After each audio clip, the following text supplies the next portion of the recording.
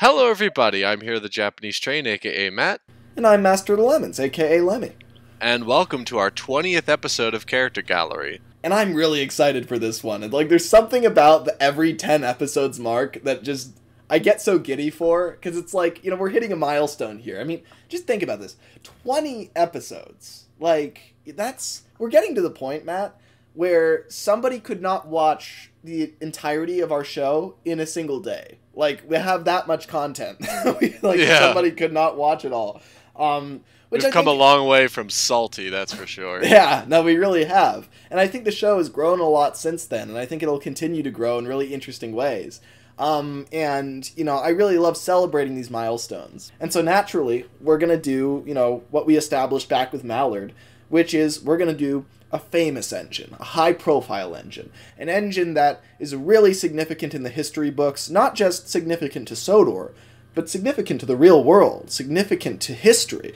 And we decided to do Evening Star, which is the very last steam engine ever built in Britain. Apart from Tornado, but Yeah, Evening Star is the last purpose-built, mainline, regular steam engine. She really is the end of steam, the very end, the tail end. And I know we talk about dieselization, we talk about modernization a lot on this show, and it's just because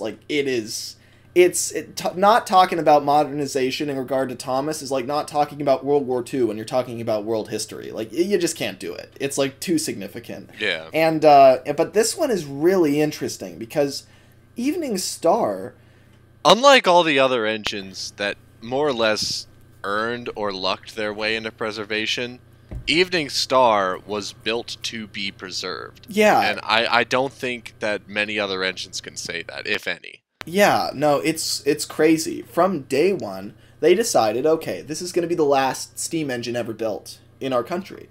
And so we are going to earmark this one. We're going to put her aside and, make sure nothing happens to her.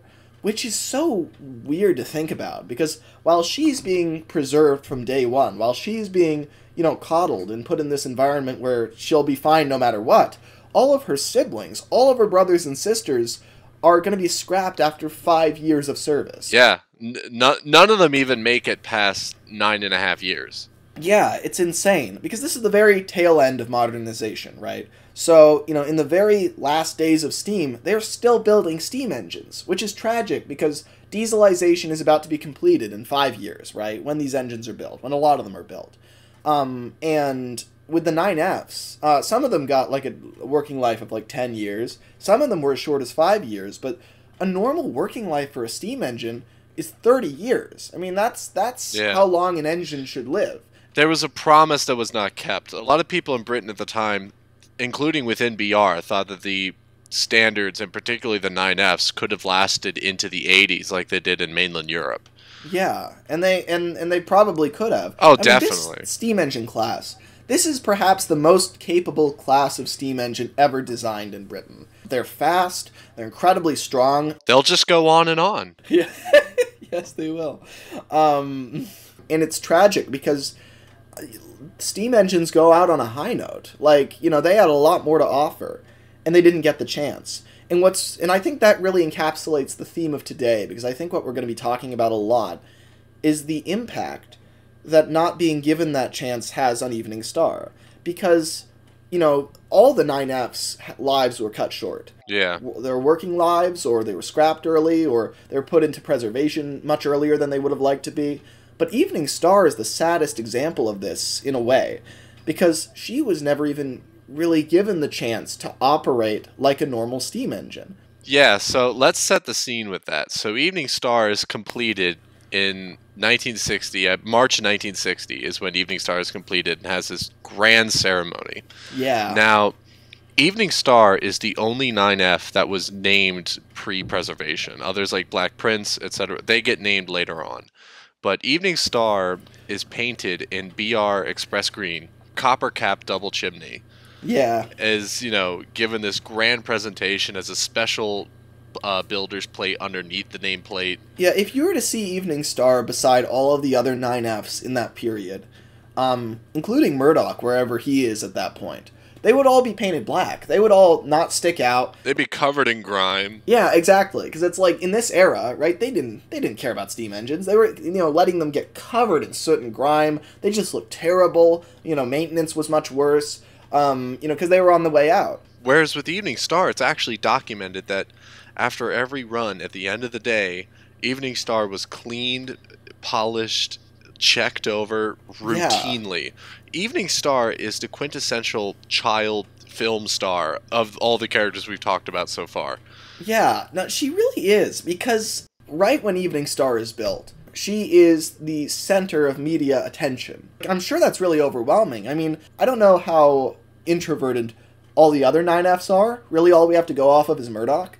But if Evening Star is anywhere near as shy and introverted as Murdoch is, then imagine coming into the world and right when your eyes see light for the first time, flash bulbs are going off, someone's at a podium. Exactly. You roll out of the works, and there's press everywhere, and there are people taking pictures of you, and you have no idea what's going on. Haven't even spoken your first word yet, and everybody's asking, what's it like, Evening Star? What's it like? You know that you're the last steam engine ever built. They're like, she wouldn't know which way to look. And, I wonder how she would develop from that point onward. It would be overwhelming, right? Yeah. This is not good for a young engine, right? No. I mean, she is a child star, is essentially what she is. She's just been built, and now she's being bombarded with the eyes of the public. Meanwhile, this is doubly dangerous for her development, right? Because, firstly, she is being, bred into a lifestyle that, she's not able to grow up the way a steam engine should. But then secondly, back home, there's probably a lot of resentment, because while she is getting all this attention, which she never even asked for, all the other 9Fs are falling apart, dirty, sooty, they're probably resenting her, and it's like, you get all this attention, you get all these polishes, meanwhile we are rusting, falling to pieces. Why do you deserve it and we don't? And she's just like, I did not ask for this. And not only that, the Evening Star already has her spot in the lifeboat. Yeah. All of the other 9Fs, it is a day-to-day grind. It is a day-to-day battle for not just your life, but the lives of every other engine in your sheds. I mean, just imagine how complex Evening Star's emotions would have to be, where she knows her whole family is doomed from the moment she enters the world, and she knows that she'll be okay. Like, I think this story is a really good example of where the priorities of the railway preservationists and the people who work on the railways and all the humans who enjoy looking at steam engines, how their priorities really differ from that of what steam engines actually care about, what they actually want, and what they actually need. We kind of have this framework where we look at preservationists like they're the good guys, and we look at the steam engines being preserved like they're lucky, and like, oh, look, you still get to run and all that, right? But it's really the better of two evils. It's either you're cut up by BR, or you're brought into preservation by some guy who's going to run you on a tiny little branch line for the rest of your life, and you'll never get the full scope of what life has to offer. You're going to be in a cage for the rest of your life. I'm sure Yeah. engines like 9Fs do not really enjoy preservation like a tank engine would. Yeah, it's like putting a lion in a zoo, right? There's not enough room for it. It can't run around like it needs to. It can't hunt. It can't do any of the things that it wants to do that are bred into it. And I think that very quickly Evening Star would get this daunting sense that if I'm going to have any mainline runs, this is the time, because 95% of the time post-preservation is spent as a static display. Yeah, and she'd know that and dread that. You know what that makes me think of, Matt, is like, I could imagine she's doing the equivalent of, like, sneaking out during her mainline time. So yeah. She's, like, trading trains with Murdoch or something, and she's just like, please, please, please, don't tell the manager. I just want to know what a normal express is like. They take off her nameplate and number. It wouldn't even do anything, though. That's the tragic part, because she's green. Yeah. She's, like, a clearly different color than all of them. It's almost like, what if they did take off her nameplates and number, but also they, like, covered her in coal dust or something, right? And they're like, all right, now you're just as sooty as us. They'll never be able to tell the difference. Yeah. And she's just like, oh, thank you all so much. I can finally pull a proper express train. And she does, and she loves it, right? Because it's like, that's what she was built to do. Like, I imagine a lot of the 9Fs, some of them would be really bitter and, would resent her. But others, and I feel like Murdoch would be in the second camp, I think others, they would actually look out for her and give her trains. And the manager would get so pissed off if he learned that. He'd just be like, what the hell? Evening Star is supposed to be in pristine condition. Now she's covered in coal dust. What have you done? Well, and Evening Star's working career reflects this. So, and several times, just months after Evening Star was built and allocated to Cardiff, Evening Star had to delay arriving in Paddington for restaurant services to complete because she was so early. She was outperforming express-built Britannia locomotives because the 9F is not an express engine. She was regularly witnessed overtaking Britannias. That's so sad and so cool because like they just didn't give her a chance to show what she could do. And in the few chances she got to actually show her physical strength, her capability as a locomotive, instead of just being this pageant queen, she was pushed aside. And this is where the real resentment begins. So I could see Evening Star doing so well, and this is actually part of her history. So BR senior management fears that the 9F is not built for these express trains, but it does it so well. It, is overtaking the Britannia class on the main line. Evening Star is responsible for a lot of these instances that gain press attention. And so basically what BR senior management says is they embargo the 9Fs from extended high-speed express work because the running gear was not designed for this.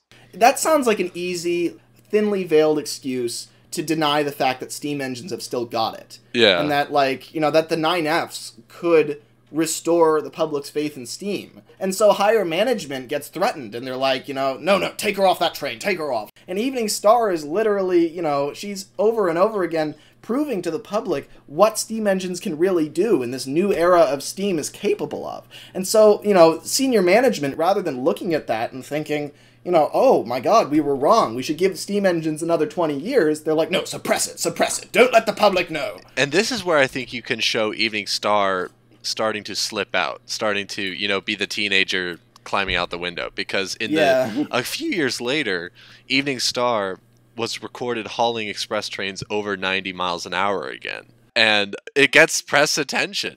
It's really interesting. I could see, say there's maybe a senior manager who's making these decisions largely. In the same way that a child star has a manager, that's kind of like her manager. And so like her agent almost. Yeah, exactly. And so you've got this representative of higher management that comes down to see her every week and is like, how are you doing, Evening Star? How are things?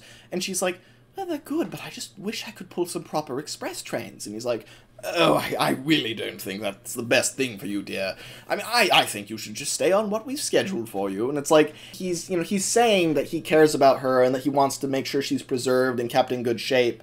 But on the other hand, he's kind of doing the bidding of higher management here. He is the Sterling to her Lightning McQueen. Yeah. I imagine there would be a lot of snobby higher management representatives that come around and act like they're acting in her best interest because they're preserving her.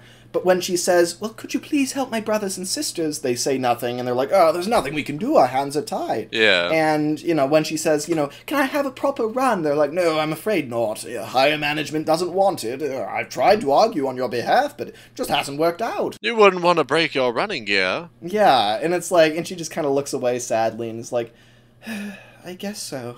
Ultimately, they aren't working in her best interest. That's the thing. You would think she's lucky to be preserved, but it's a very specific type of preservation, and if being preserved costs her 5 years of a proper working life, then maybe she wouldn't even make that choice. Maybe 5 years of short life that is lived to the fullest is better than 100 years being preserved in the National Railway Museum. And immediately, we're starting to understand a little bit of Evening Star's sheltered nature too, because even though she is constantly thinking about getting to preserve her brothers and sisters, her struggles are not theirs. Yeah, that's true. Her struggles are, can I, get my one express train before I'm in a museum forever? Yeah, it's not life or death for her. It's, can I get these experiences? And in some way, they're kind of like fool's goals, because she's like, can I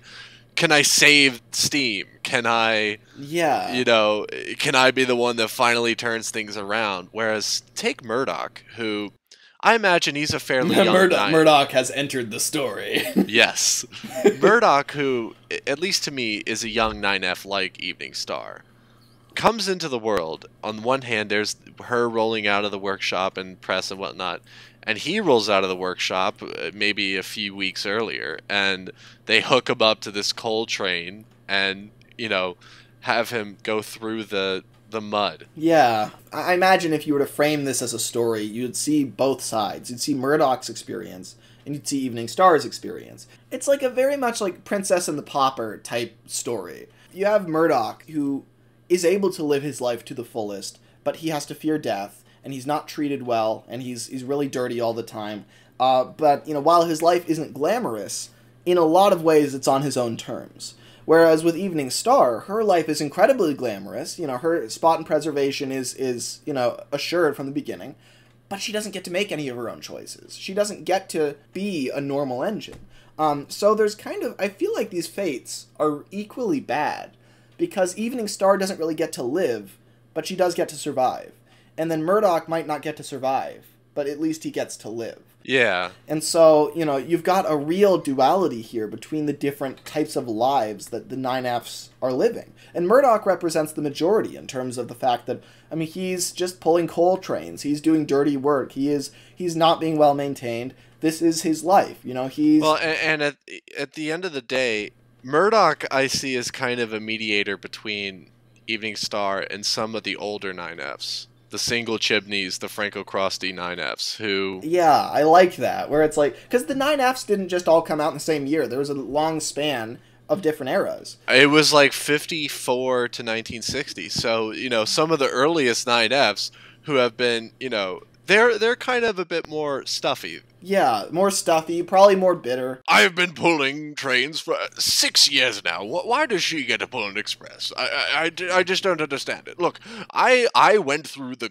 horrible Franco Crosty phase. I've had a single chimney for half my life, and she comes out, right as rain, and they immediately put her on the express. It's an outrage, Murdoch. You have to understand, you're not like her. Yeah, I feel like the older 9Fs would feel like, we've tried and tried to prove to the public that we are capable. And I know we're capable. However, it doesn't mean a damned thing. I think they would give up. I think early on, they would really try to prove to the public what they can do. And then they would eventually become dejected and realize, there's no hope here. We should just give up and be scrapped. And then, meanwhile, Evening Star enters the picture. And she's young and green. And she decides...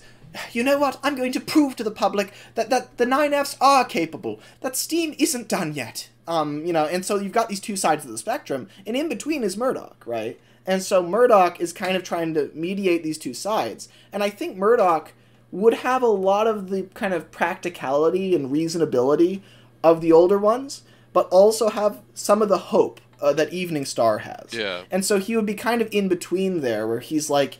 He would sneak out with Evening Star and help kind of coach her on how to, get faster and be stronger and kind of figure out... And he'd help her sneak out and pull express trains. All the while, Murdoch is not thinking that he's going to survive. Yeah, you're right. We know that Murdoch survives, obviously. Just because he comes to Sodor, but... He's not even Murdoch yet.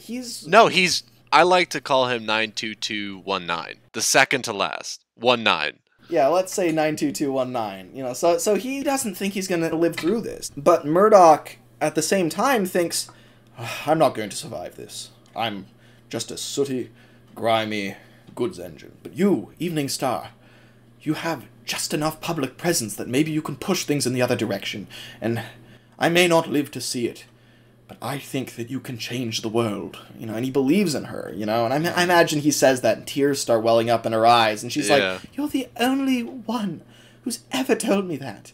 And I imagine one of the things that Murdoch would tell Evening Star, too, is, Evening Star is looking to her life after running with Dread, but Murdoch would also say, well, it's not all bad. Just think about the millions and millions of books that will be written about you.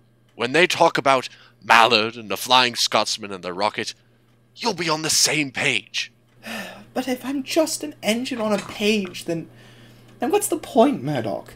I don't want to be an engine on a page. I want to be an engine on a schedule, like you are. Like all of you are. Well, we won't be forever. You know that. Murdoch, that can't be. I mean, you've got to survive this. I don't know what I'd do without you. I don't know what I'd do without the others. What if I'm the only 9F that gets preserved? What if all the others are gone? It'll just be me. What am I supposed to do then? Maybe we will be gone. What are you going to do? Are you just going to sit there and rot? Well, no. No. They'll come and clean you. If you're good, maybe they'll take you on a run. Maybe they'll bring you to a branch line. Maybe they'll bring you to a museum, where you'll have other engines to talk to all day long. I guess you're right. But why does it have to be that way with me? With us? Why can't we just have a proper running life? I've met engines that have been working for 40 years. I mean, those stuck-up A3s, they've been running for 40. Why do we have to die after 5? Well, no one gave us the chance that they did. Well, I'm going to demand that chance. Every chance I get. I'm going to prove to everyone what we can really do. And then maybe they'll let us back on the main lines. Maybe then they'll finally open their eyes. It's like, I could really see those two having a lot of sessions like that, where they just, like, back and forth. They're just, like... And Murdoch is kind of trying to level her out and be like, you know, look, even if we're all scrapped, I need to prepare you for this, because I might not be here. We all might get scrapped. That's a possibility. God, Murdoch is a real, like... I don't want to say pessimist, but he's a realist. Like, he really is... very prepared for the worst. I think Murdoch would also be worried about Evening Star overworking herself at this point. That's interesting. Oh, that would be really bad for their relationship too, because that's what higher management was saying to her all along. Is like, you're overworking yourself, dear. And but that was like a few days into her being built, right? So it's like, you know, whereas now, like, Murdoch has been encouraging Evening Star to push herself and to prove herself to everybody, but then. It's almost like they're getting near the end of a presidential race or something, and it's clear they're not going to win this, and Murdoch's doing damage control now. He's trying to let her down easy. Yeah, just imagine that scene where he kind of comes into the sheds, and, you know, I imagine he's almost like an older brother figure, where if he came into the room, he'd kind of knock lightly on the door, he'd just be like, you know, Evening Star, how are things? You know, he smiles warmly. But she can tell something's off, and she's like, what's wrong, Murdoch? Evening Star, I know that you have this train tomorrow. Yes? Maybe not pull it. Not pull it? Murdoch, I've been looking forward to this train for weeks. Are you joking? I wish I were. Murdoch. This isn't going to be easy to say, but... I don't think... Murdoch, please! No, Evening Star, this is not going to last forever. Did management put you up to this? Is it the other 9Fs? Are they whispering through your smoke deflectors again? Is that what this is? I am dead serious. I think you should let the Deltic take the train. The Deltic? But he's been calling me names. He's threatening to get rid of our siblings. I've seen your gears, Evening Star. I've seen... My gears are fine, thank you very much. They may be getting a little bit of wear, sure, but that's what happens to a working engine. I am a working engine, aren't I, Murdoch? No one is doubting that. And it's... we gotta keep you working as long as possible. You sound just like them. Well... You sound like all of them. Is that all I am? Just a prop to you? Just a museum piece to keep functioning? I thought you saw me differently. I am the last steam engine in my shed, Evening Star. What? I am the last one. What happened to all the others? All gone. There are 7 engines in that shed, Murdoch. Yeah, and 3 of them are Gronks, and 2 of them are... I don't even know. I don't even care to know, but... Oh my god. Unless you want this shed to be inhabited by a diesel, you need to slow down. Okay. I guess I don't have much of a choice, do I? Less of a choice than I do. Look, I have got a midnight goods. I want you to take it easy. So you get to take a midnight goods and I don't get to take anything, That's how it is? I wish it didn't have to be. But you need to lay low. I need to lay low, frankly. Yeah, we always have to lay low, don't we? That's always your thinking, Murdoch. Always hold back, always hesitate, always lay low. Why not take a risk? We took risks, Evening Star, and I don't... Fine, then go. Go take your midnight goods. I guess I'll just watch that Deltic pull away with my train. Could be my last train. This goods could be mine, too. You ever think of that? And he would, like, leave. God. Oh, that's so sad, jeez. Like, Evening Star needs to hear it, too. Like, imagine, you know, do you want to go into preservation in good condition or bad condition? Yeah. Because, you know, they might not restore her. They might not even run her when she's in preservation. So it's like, whatever condition she's in, she now has to deal with for, you know, however long it is until they finally give her an overhaul. And now comes the accident. Oh. So, in 1965, Evening Star was withdrawn after incurring minor damage in a shunting accident at Cardiff Docks. Shunting that she was doing? No, I think a shunter must have hit her. Huh, there's a lot we could do with this. Yeah.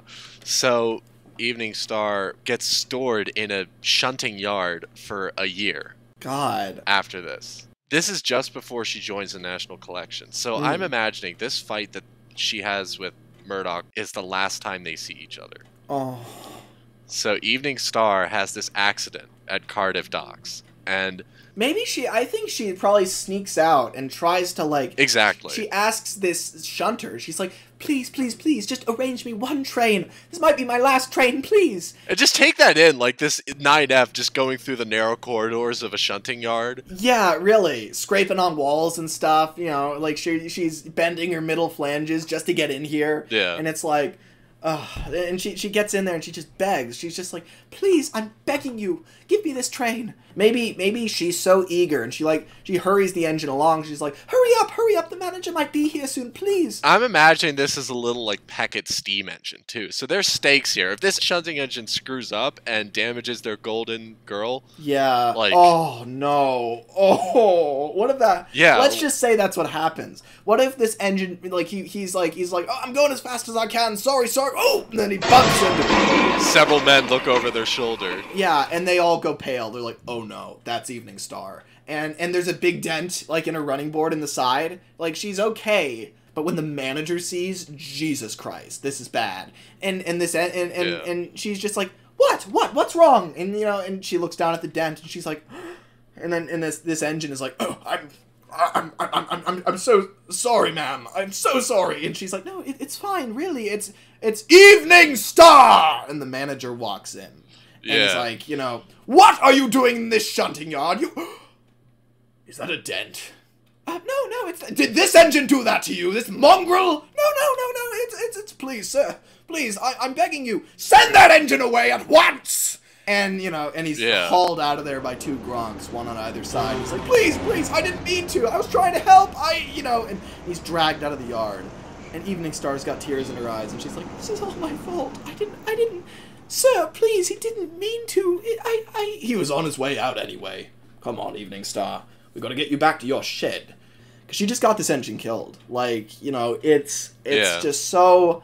Like, she was so... This is really where worlds collide, where she finally realizes, as much as she wants to be able to have a proper working life, there are other engines who are in much more dire straits than she is. And she has just doomed one of them, because she was so focused on trying to get herself, you know, a train, focused on trying to actually have an experience. She risked someone else's life, and they lost it. And she would never forgive herself for that. That would just be... After that point, she would just do whatever they said.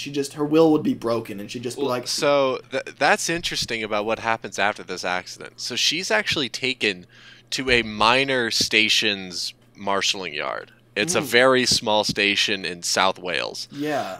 And she is stored outside. Oh. For over a year. Interesting. God. And... in late 1966, she had fallen into such decrepit condition.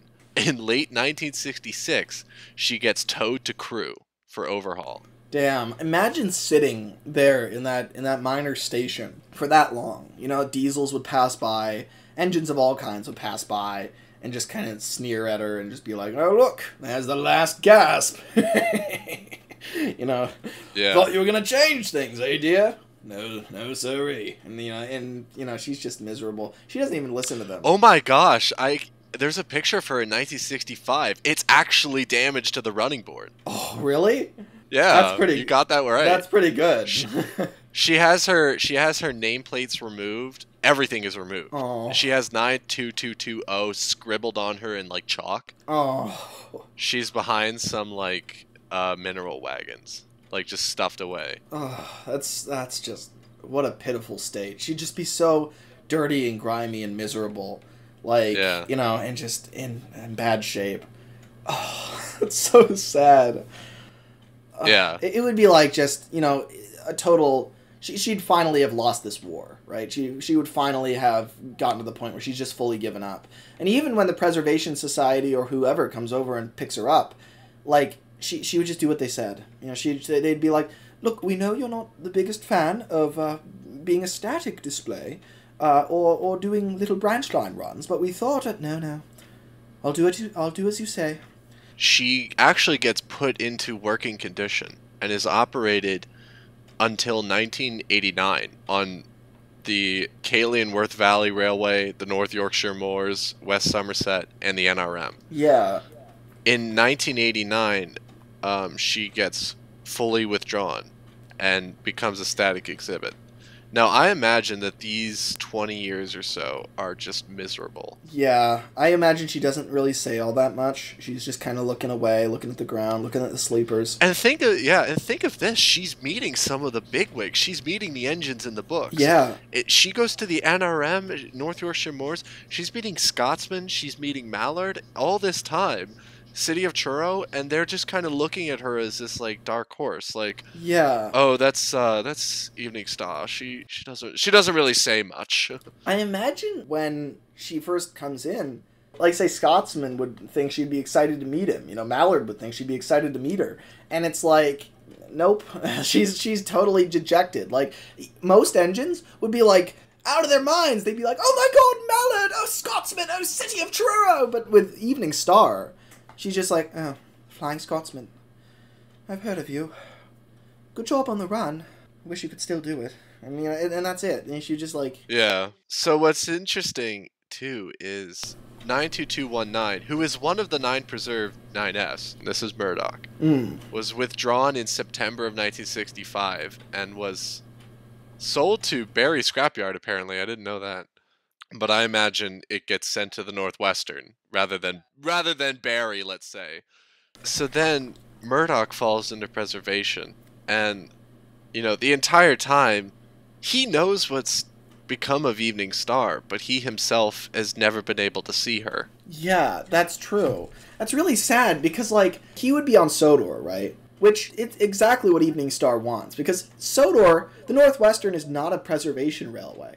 It's just a railway that managed to stay steam. That is what it is. It's not, they're not going easy on their engines.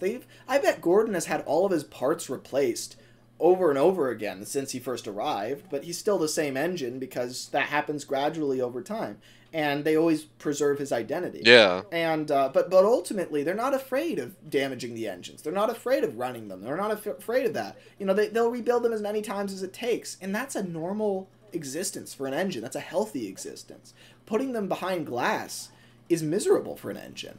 And and so Murdoch gets the good life on Sodor. He's I'm sure he has his own troubles adjusting because he's just come out of a real hellhole on the mainland. Yeah. But eventually, he sinks in there and makes that his home. But the whole time, I imagine he never forgets about Evening Star and thinks about her constantly. And he wants to get back over there. But maybe he doesn't want to ask too much of the Fat Controller because he's just saved his life. And, the last thing he wants to say is... Can I go back to the mainland? Yeah, it's like... Yeah, and plus he's probably kind of scared of going back there. He doesn't want to, he doesn't want to push his luck. But it would be nice if eventually, I imagine something would happen on the news. Maybe Murdoch would see some, news broadcast, that his driver's watching in the sheds. and there would be like some piece on Evening Star, and he'd be like, and here's Evening Star, the very last steam engine ever built, looking splendid as always. And she's just miserable. Like, the newscasters can't see her face, right? The newscasters aren't thinking, they're looking at the engine as a specimen, right? But Murdoch can see how miserable she is, and he's like, what? That's not looking splendid at all. She's even more miserable than when I last saw her. Has she been this way for the last few decades? And, you know, he would finally decide, it's like, that's it. I'm going after her. I've got to speak with the Fat Controller. And, you know, he goes and asks, can I go to the National Railway Museum?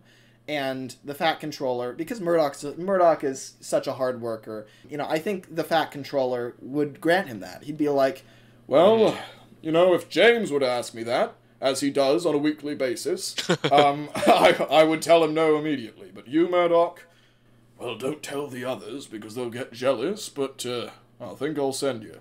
And he does, right? So Murdoch goes on a special excursion to the National Railway Museum, and he finally meets up with Evening Star again. And so let's set the scene for that. It's like, what does that look like when they finally reunite? And Evening Star has been through all of this, and she's miserable and quiet. I imagine before Murdoch even gets to Evening Star, because maybe she's even like in the back, in like a darker area of like the room, and she's like kind of partly disassembled, and she's not very well cleaned just because she never asks for a polish, whereas everybody else is asking for one. So she's kind of like, she's well maintained, but she's as depressing as an engine can look. She's partly tarped. It's like she's just not in a good state at all. She's so depressed. And so Murdoch comes into the main shed, and when the engines he first meets, because Evening Star isn't immediately accessible, the engines he first meets are like Scotsman, Mallard, City of Truro, like, you know, all the greats, right? Yeah. And Murdoch, I don't think Murdoch, like, is that impressed by fame, honestly, so... They would have an intellectual curiosity about the standard types. Like, the old fogies. It would be kind of awkward and uncomfortable for Murdoch. Yeah, it would be. It would be a little bit... It'd feel a little bit like racist grandpa territory. But like, oh, they built 210Os. Well, or maybe Mallard, because I think Mallard is more sheltered. She's been static longer. Like, I think she'd be like... I thought 210Os were just a wartime thing. Yeah. There'd be like a long silence, and Scotsman's traveled around, right? So he, like, actually has met a lot of engines. And he's like, Mallard, he's our guest. I suppose. He's definitely queer looking. Look at all that space between the running board and the wheels. Did they forget something? Like, you know. And, you know, Murdoch would just roll his eyes, and he's like, you know, I'm not here for you. And Mallard would be like, oh, I am the fastest steam engine of all time. That's not what the Belgians say. Like, something like that, right? But Murdoch would kind of be, he'd have a low-level, I'm pissed off energy. Firstly, Murdoch just hates all the commotion, right? For him to come all the way to the National Railway Museum, everyone's taking pictures of him, and they're like, it's a Sodor engine at the National Railway Museum! They're posing with him, and he's like, oh, would everyone just please clear off? And he wheezes steam, and everyone departs. It's like, you know, I really, really hate the public. Yeah. What can you tell us about Thomas? He's a chatty little engine. So he's looking for Evening Star. And, you know, he gets all this press attention when he first arrived. But all he wants is a good, you know, moment of alone time with Evening Star.